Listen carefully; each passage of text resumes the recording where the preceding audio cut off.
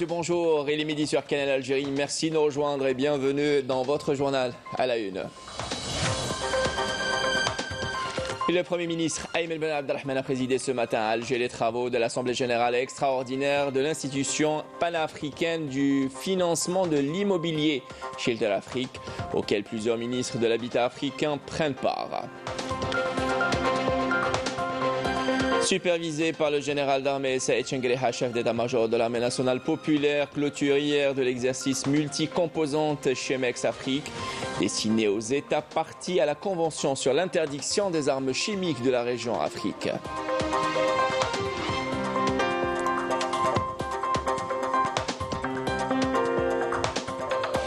Halte dans cette édition dans la capitale du Mzab, Ghardaya, une cité millénaire captivante par son architecture particulière et l'organisation sociale qui force l'admiration.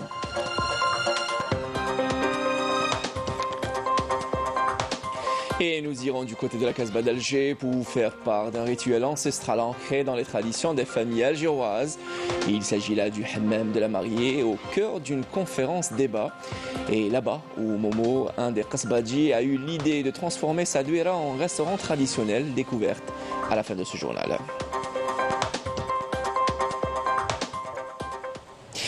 Voilà pour l'essentiel de l'actualité en titre. Bienvenue à vous tous. Tout d'abord, le Premier ministre Ayman Ben Abdelrahman a présidé ce matin l'ouverture des travaux du deuxième jour de l'Assemblée générale extraordinaire de l'institution panafricaine de financement de l'immobilier Shelter Afrique au Centre international des conférences à Alger, en présence de plusieurs ministres de l'habitat africain. Une réunion qui a pour objectif de renforcer le développement durable sur le continent africain et de relever de nouveaux défis de l'institution panafricaine de financement de l'immobilier. C'est aussi l'occasion d'encourager l'échange d'expériences entre pays africains dans le secteur de l'habitat.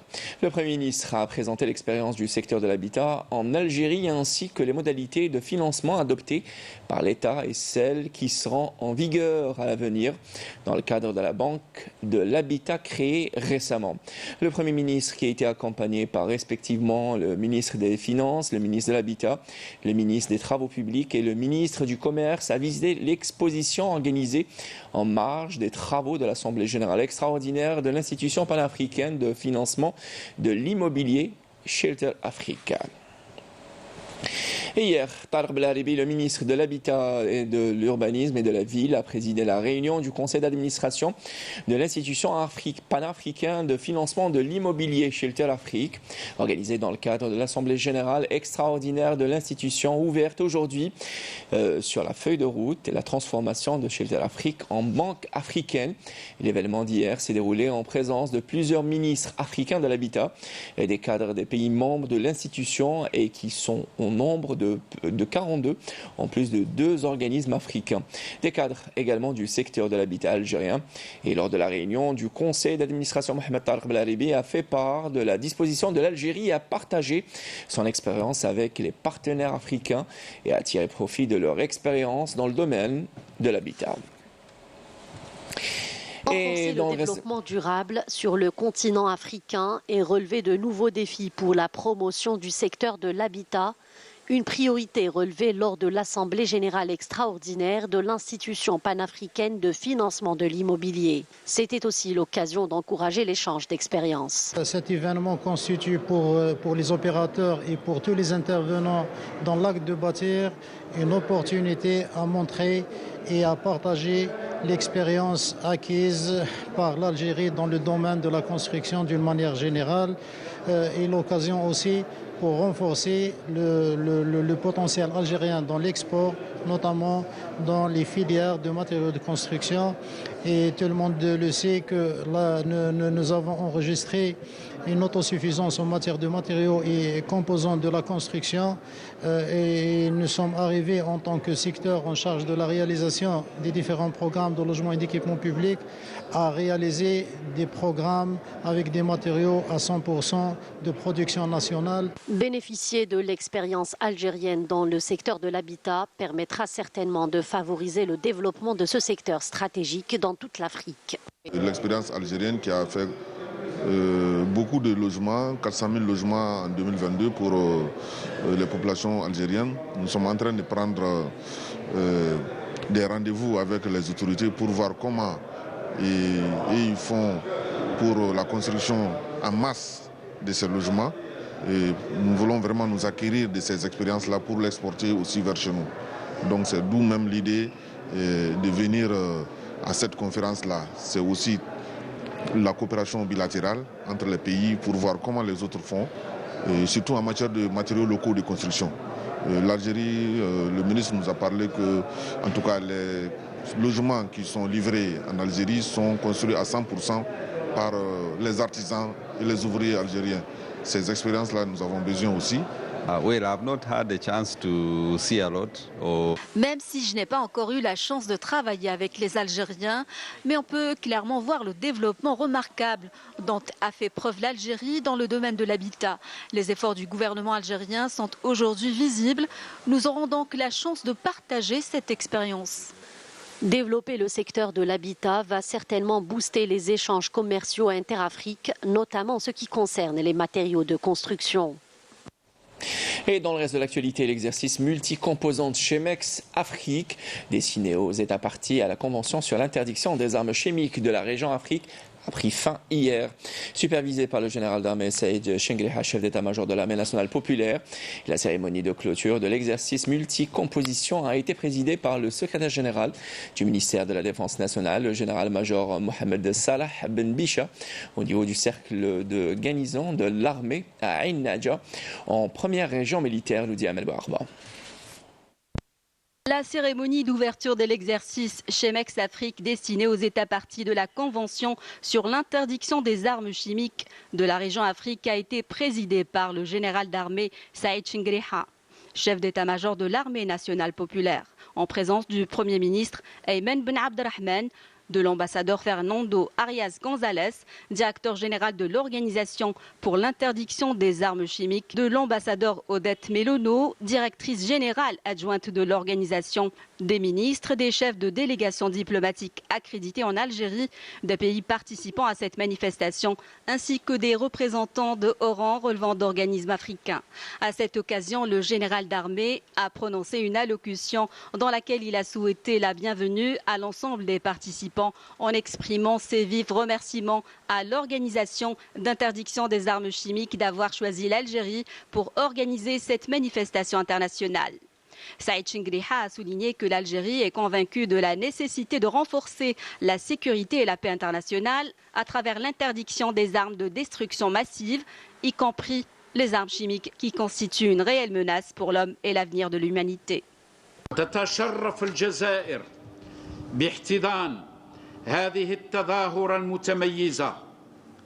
L'Algérie est honorée d'abriter cette importante manifestation et a une grande estime envers l'initiative commune engagée entre notre autorité nationale et le secrétariat technique de l'organisation, visant à renforcer et développer les compétences techniques en matière de prévention et d'interdiction des armes chimiques des États parties à la Convention sur l'interdiction des armes chimiques de la région Afrique.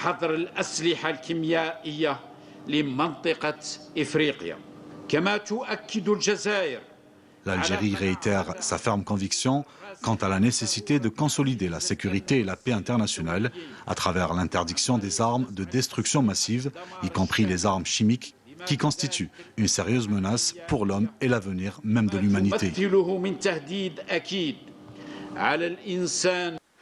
Le programme de la journée VIP de l'exercice Chemex Afrique a été marqué par l'exécution d'un exercice de simulation d'une attaque terroriste chimique par des stagiaires de pays africains dans l'Algérie.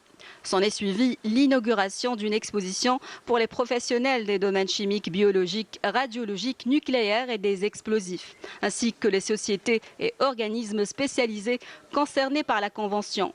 À cette occasion, un timbre-poste commémoratif de la manifestation a été mis en présence du ministre de la Poste et des Télécommunications. La cérémonie de clôture de l'exercice Chemex Afrique destinée aux États parties de la Convention sur l'interdiction des armes chimiques de la région Afrique a été présidée par le secrétaire général du ministère de la Défense nationale, le général-major Mohamed Salah Ben Bisha.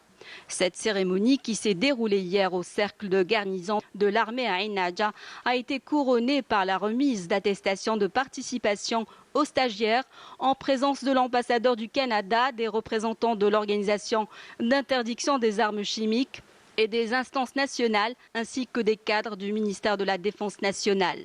Cette manifestation régionale, abritée par l'Algérie en collaboration avec l'Organisation d'interdiction des armes chimiques, du 23 septembre au 4 octobre, a été animée par des instructeurs nationaux et étrangers sous la supervision d'observateurs et d'évaluateurs internationaux. Et dans le reste de l'actualité, le ministre de l'Énergie et des Mines, Mohamed Arqab, est dans la capitale belge Bruxelles depuis hier, où il effectue une visite de travail dans le cadre de la tenue de la 5e réunion annuelle de haut niveau du dialogue énergétique entre l'Algérie et l'Union européenne prévue aujourd'hui. La 5e réunion annuelle de haut niveau du dialogue énergétique entre l'Algérie et l'Union européenne sera coprésidée aujourd'hui par Arqab et la commissaire européenne à l'énergie Kadri Simpson. La réunion permettra de passer en revue les sujets d'intérêt commun dans le domaine de l'énergie et d'évaluer les résultats des activités de partenariat depuis la dernière réunion tenue à Alger le 10 octobre. Et elle permettra également de discuter les perspectives de coopération, notamment dans le domaine de la fourniture de gaz naturel, l'interconnexion électrique, les énergies renouvelables, l'hydrogène et l'efficacité énergétique. De son côté, le ministère des Affaires étrangères et de la communauté nationale à l'étranger a démenti formellement hier toute relation avec un communiqué au sujet du Mali qui lui a été faussement attribué au ministère des Affaires étrangères et de la communauté nationale à l'étranger. Le ministère dément formellement toute relation avec cette pseudo-expression de position. À ce titre, le ministère des Affaires étrangères et de la communauté nationale à l'étranger souligne que son communiqué vaut mise en garde aux lecteurs que ce faux document pourrait abuser. Et au dossier sahraoui et ses derniers développements au cœur d'une conférence de presse hier au siège de l'ambassade de la Rasda à Alger. Le droit du peuple à sa liberté et le rôle des associations de soutien à travers le monde pour faire connaître cette cause juste ont été abordés par la militante Claude Mangin à cette conférence. Raouf Hamouch était. Lors de cette conférence de presse animée conjointement par l'ambassadeur de la Rasda en Algérie et la militante française des droits de l'homme Claude Mangin Asfari, plusieurs dossiers ont été abordés portant principalement sur les derniers développements de la cause sahraoui à l'échelle internationale et la situation des prisonniers sahraouis dans les prisons du Marzen. À cette occasion, Abdelkader Taleb Omar n'a pas manqué de saluer l'Algérie pour son soutien indéfectible à la cause sahraoui. L'Algérie mérite tous les honneurs et les gloires quant à sa position claire et sans équivoque de soutien aux droits du peuple sahraoui à l'autodétermination. Elle a également toujours facilité les actions d'aide humanitaire des associations caritatives internationales.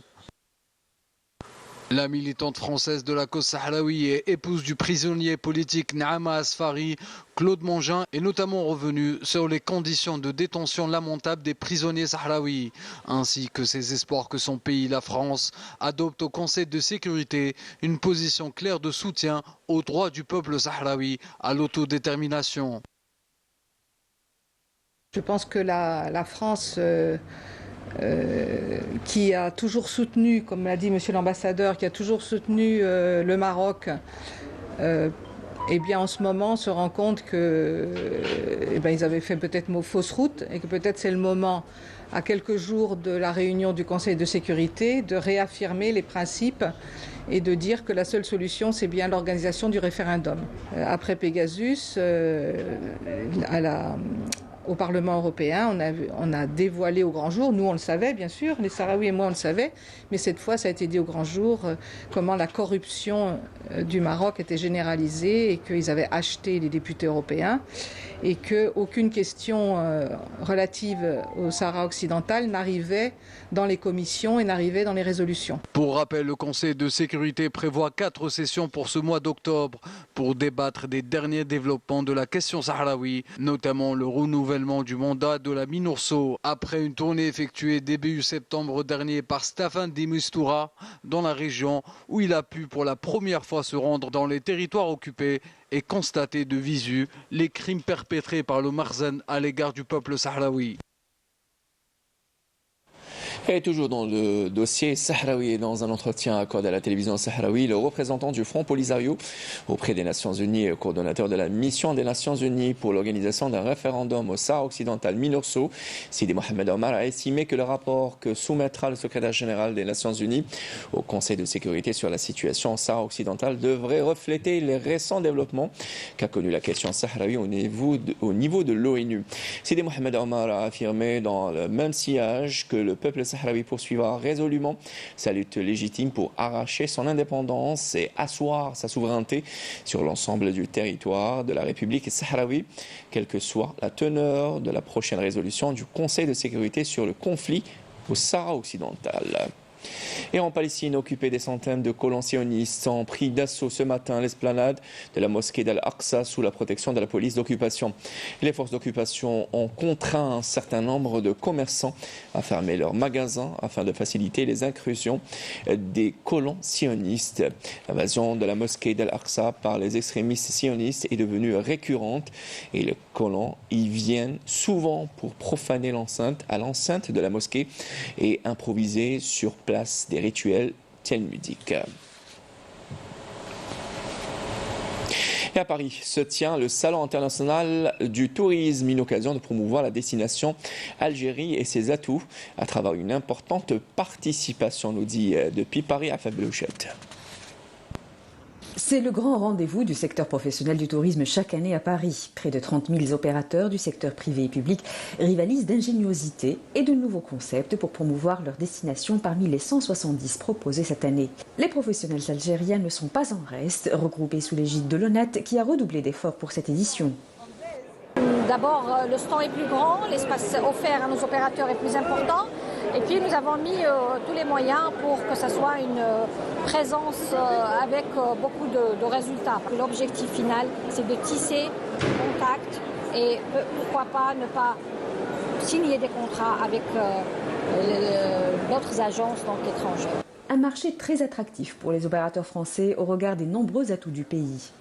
L'Algérie, le pays, les images que l'on peut voir, pour ceux qui le connaissent, c'est déjà quelque chose qui est évident en termes de destination pour aller visiter toutes les richesses d'ailleurs, les villes, les montagnes, le bord de mer, la culture.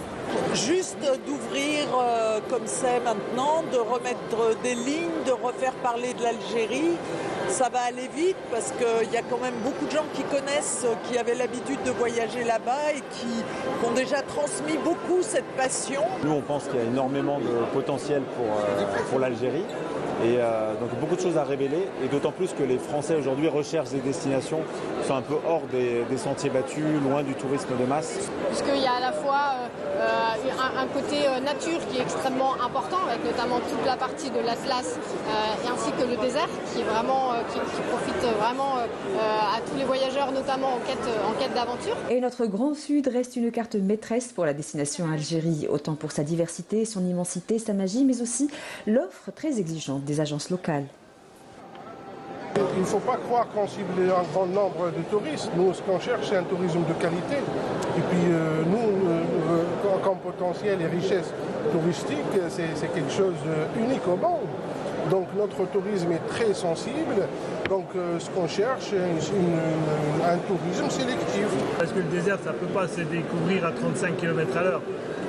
Le désert, c'est quelque chose où on le sent à travers la marche, à travers l'effort. Il y a de très bons retours. Nous signons beaucoup de protocoles d'accord avec les agences de voyage et tour opérateurs. Et nous essayons à chaque fois d'en profiter au maximum. Un marché en hausse grâce notamment à l'ouverture de nouvelles lignes aériennes directes vers les villes du Sud cette année.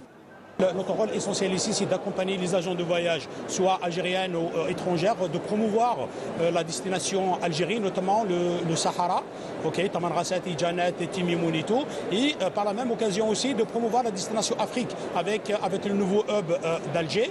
Autre coup de pouce majeur au secteur du tourisme sahérien, la décision du gouvernement de dispenser de visa préalable les touristes se rendant sur place, leur permettant de l'obtenir à leur arrivée dans le pays. Oui, cette initiative a été prise l'année passée et nous l'avons observé sur le terrain, un engouement de nos amis français. Je parle pour la France ici puisque je suis ambassadeur ici, mais à l'international, des touristes qui se dirigent vers notre sud algérien. Ça c'est très clair. Et cette année, l'opération se répète. Des atouts que les opérateurs algériens n'ont pas manqué de mettre en avant à cette occasion. Et transition toute faite pour parler de l'une des destinations touristiques préférées des Algériens et des étrangers. Il s'agit là de Gherdaya, une ville millénaire, une étape incontournable dans les circuits touristiques dans le Sahara algérien. Gherdaya, la capitale du Mzab, site classé par l'UNESCO depuis 1982, une architecture particulière et une organisation sociale qui force l'admiration, nous dit Raouf Hamouche. Gherdaya, l'enchanteresse, porte du désert, cité millénaire captivante, est une destination riche en histoire et en paysages féeriques. Elle suscite depuis toujours l'admiration des visiteurs et des touristes qui y affluent en masse des quatre coins de l'Algérie et du monde. En sillonnant les artères de la ville de Gherdaya, le visiteur reste émerveillé devant la beauté et l'authenticité de son architecture. Une architecture typique qui fascine tous les architectes ayant visité cette ville antique. Tous les étudiants d'architecture, en particulier ceux de l'EPO, viennent ici pour élaborer des plans d'urbanisme et d'aménagement du territoire, s'inspirant de la ville de Gherdaya. Même les architectes les plus célèbres de l'histoire se sont inspirés de Gherdaya, à titre d'exemple Le Corbusier, Fernand Pouillon ou encore André Ravero. Ce dernier a d'ailleurs écrit un livre sur la ville intitulé Une leçon d'architecture. Je suis très admiratif de l'architecture de Gherdaya. Je profite de mon séjour ici pour mener des recherches sur l'urbanisme et l'aménagement territorial, car je travaille dans la sauvegarde du patrimoine à Genève en Suisse. Voici Tafilet, une citadelle des temps modernes située dans le Oued Mzab ou Gherdaya, et dans l'architecture allie parfaitement entre ancien et contemporain. Un modèle unique au monde qui allie architecture locale et procédés ingénieux pour la préservation de l'énergie et l'environnement. Le village éco-citoyen de Ghsal Tafilet, précieux ensemble architectural, a été construit dans le respect du bâti local, mais aussi de l'environnement. Son penseur est le docteur Noah. Avec ses siècles d'histoire et ses splendeurs architecturales, la vallée du Mzab dispose d'un patrimoine matériel et immatériel d'exception, ce qui conduit à effectuer des opérations régulières de réhabilitation dans les différents sols que compte la ville. Sous le patronage du ministère de la Culture et des Arts, des opérations régulières de réhabilitation et de restauration sont menées dans la ville, et ce depuis 1970. En 2005, il y a eu la création de l'Office de protection et de promotion de la vallée du Mzab qui la classe comme secteur sauvegardé. Actuellement, une opération de réhabilitation concerne aussi près de 6000 habitations traditionnelles de la vallée. L'architecture mozabite, classée patrimoine universel, ne cesse d'attirer la curiosité des architectes. Depuis Le Corbusier, nombreux sont les spécialistes qui se sont penchés sur les constructions dans la Pentapole. Édifiée au XIe siècle, la vallée du Mzab abrite toujours d'anciennes édifications qui font la fierté de la région. Et une autre ancienne cité millénaire qui fait la fierté d'Al-Mahrousa à Alger. Il s'agit là de la Casbah. Là-bas, Momo Indersbadi a eu l'ingénieuse idée de transformer sa petite douira en un restaurant traditionnel, où moult mets traditionnels sont préparés et présentés avec beaucoup d'amour, au grand bonheur de ses invités, nous dit Feli Al-Hamdi dans ce reportage. C'est avec beaucoup de joie et de bonheur que nous a accueillis Mohamed Sidi Khlef dit Momo dans sa douira transformée en un restaurant traditionnel, Mezrna al-Mahrousa, situé à la rue des Abderrahmane. Comme j'aime bien le patrimoine, ce qui est ancien et identique de la Casbah, donc un jour j'ai pensé de transférer cette vieille maison qui est dans le cadre de l'UNESCO de patrimoine, et de le préserver, notre patrimoine, de la faire transférer, pourquoi pas, à une maison, en même temps sur une table haute.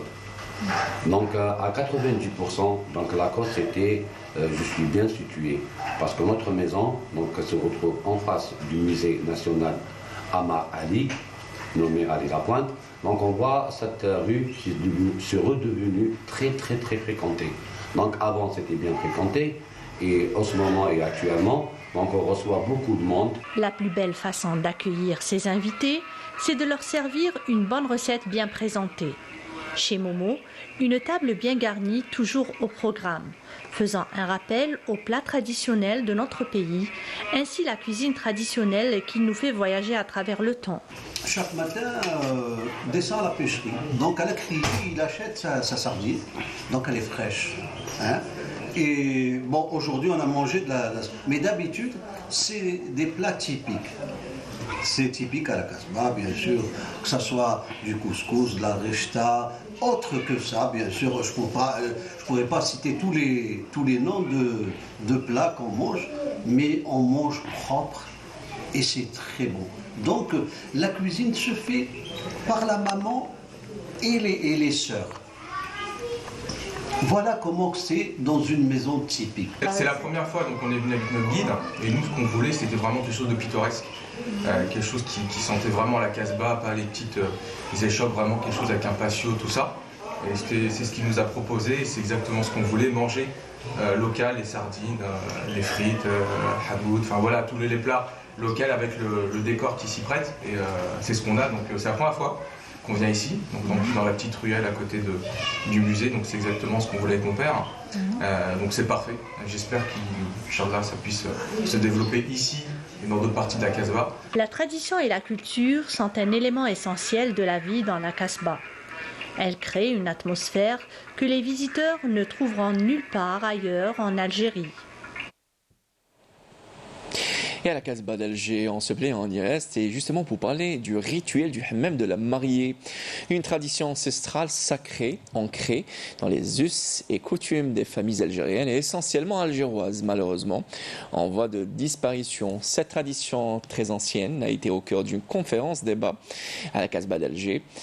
Cette conférence se veut une façon comme une autre de préserver ce rituel, nous dit Feri El-Hamdi une nouvelle fois dans ce reportage.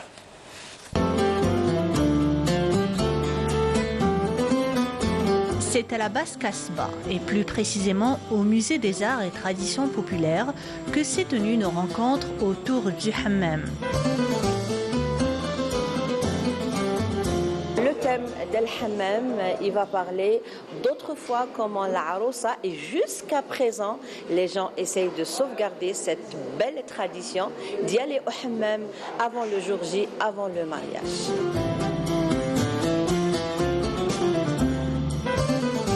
On a essayé de donner les petits détails qui font la différence. تدي معها التفريشه تاعها تدي السبه اللي هي لا فاليز.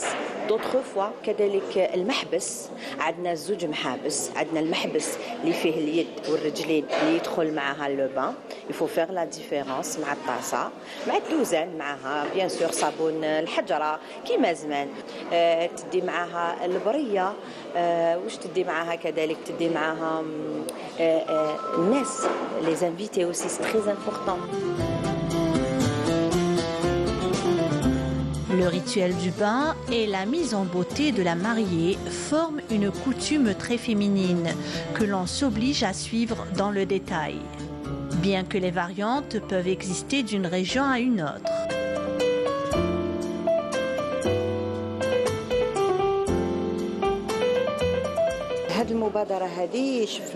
Nous avons un riche patrimoine. Notre souhait est de préserver ces coutumes et les inculquer à nos filles. J'avais 5 ans, je me souviens, j'ai assisté au mariage d'une cousine à la Casbah. Donc c'était vraiment merveilleux. C'est une journée où les gens se rencontraient, s'échangeaient la joie, le bonheur, le zararid et tout ce qu'il faut. Et puis avec Hammam al-Arousa bien sûr, et vraiment c'est des moments inoubliables. Pour fuir le stress de la ville et le blues de l'hiver algérois, rien ne vaut une plongée dans les brumes chaudes des hammams. Dans tout le bassin méditerranéen, le passage par le hammam relève du rituel sacré de purification. Un vrai voyage dans le temps. Voilà qui termine cette édition préparée par Kalema Ifa et Bouchra Bouali, réalisée par Mohamed Elias Tayeb. L'information revient à 19h et tout de suite les nouvelles du ciel cinéminade. Bon appétit si vous êtes à table et à demain.